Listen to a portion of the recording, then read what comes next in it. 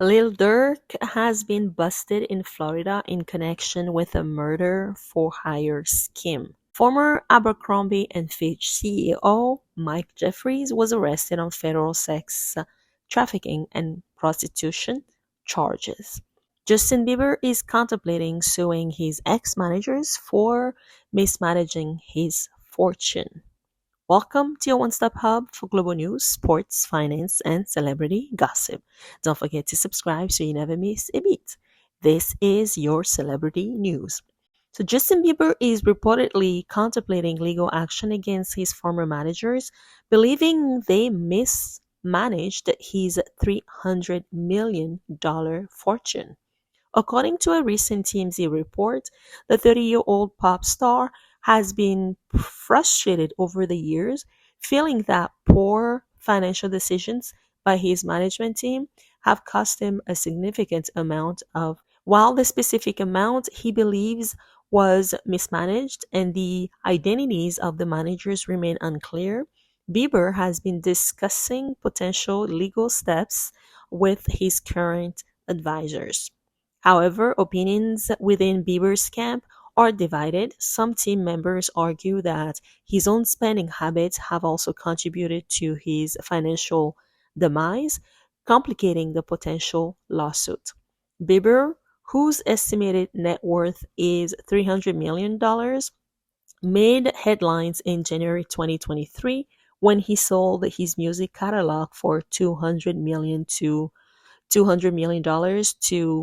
Hypnosis Songs Capital, which included his publishing and recorded rights for his back catalog. Though he has since replaced his former business manager, Lou Tiller, with Edward White, who also manages Johnny Depp, it remains uncertain whether Bieber will move forward with legal action against those he believes are responsible. Why is Justin Bieber only now thinking about suing his ex managers? Why didn't he do it sooner? And who made him realize that the former management team, may have taken advantage of him? you know and keep in mind that Justin Bieber had a kid not too long ago, so maybe amidst becoming a parent and thinking about the well-being of his son and so on, he felt like he might not have enough to watch his kid grow up. So let us know what you think about this in the comment below. Is he going broke? Is this why he wants to sue his former management team? Comment below. Moving on to Lil Durk. So Lil Durk has been arrested in Florida in connection with a murder for hire scheme. So TMZ reported that several members of the Chicago-based OTF crew, to which Durk is linked, were charged on Thursday for the murder of rapper Quando Rondo's cousin. Durk was taken into custody by U.S. Marshals and booked into Broward County Jail on Thursday night, though authorities have not yet provided details about his arrest. Durk's attorneys, Brian Bieber and Alec Ubiera, confirmed that the hip-hop artist was apprehended by the marshals and will make his first court appearance on Friday in federal court in Miami. As previously reported, 5 OTF members were arrested in connection with the August 2022 shooting in Los Angeles that resulted in the unaliving of Quando Rondo's cousin. They have all been indicted on charges of conspiracy to commit murder for hire. According to federal authorities, the crime was carried out in retaliation for the unaliving of rapper King Von in Atlanta 4 years ago. In November 2020, King Von was unalived by Quando Rondo's associate, Lil Tim, during an altercation. Tim was initially charged with murder, but the case was later dismissed. This is insane. All these gang affiliated, why can't they just make music in peace? Why do they have to always try to unlive such and such person? You can have a disagreement with people, but what's up with the unliving part? Make music, make money. Anywho, let us know what you think about this. We usually don't like covering these type of stories on this channel, but it's in the news, so we had to cover it. Moving on to more ab- absurd and weird story. The former Abercrombie CEO pleads not guilty to sex trafficking charges. So Mike Jeffries, the former CEO of Abercrombie and Fitch, has pleaded not guilty to charges of sex trafficking and interstate prostitution. His lawyers entered the plea in federal court on Long Island, New York, while Jeffries, dressed in a navy blue suit, remained expressionless. Seated just behind him was his alleged accomplice, James Jacobson, who also pleaded not guilty shortly after. Jeffrey's partner, Matthew Smith, who faces similar charges, is exposed to appear in court at a later date. Federal prosecutors allege that the man used force, fraud, and coercion to engage in violent and exploitative sexual acts. The FBI began investigating Jeffries last year following a BBC report that uncovered multiple accusations from men who claimed that they were sexually abused at events hosted by Jeffries and Smith in New York and various hotels around the world. So during a brief court hearing, Judge Stephen Ticiani placed Jeffries under house arrest, allowing him to leave only for medical appointments, meetings with his lawyers, and religious services. Jeffries secured a $10 million bond using his Fisher Island home in New York as a collateral, which required agreements from his wife Susan, who co-owns the property. One alleged victim, David Bradbury, was present in the courtroom as the charges were read. Jeffries did not answer any questions from reporters as he left the courthouse. The BBC's investigation revealed a complex operation involving Jacobson and a network of recruiters who sought out men for these events. An indictment was unsealed shortly after Jeffries and Smith were arrested in Florida, while Jacobson was detained in Wisconsin. Jeffries and Jacobson were released on bond, while Smith remained in custody. Prosecutors alleged that the two men targeted dozens of vulnerable young men looking to break into the fashion industry, exploiting them for sexual purposes between 2008 and 2015. The indictment lists 15 unnamed victims.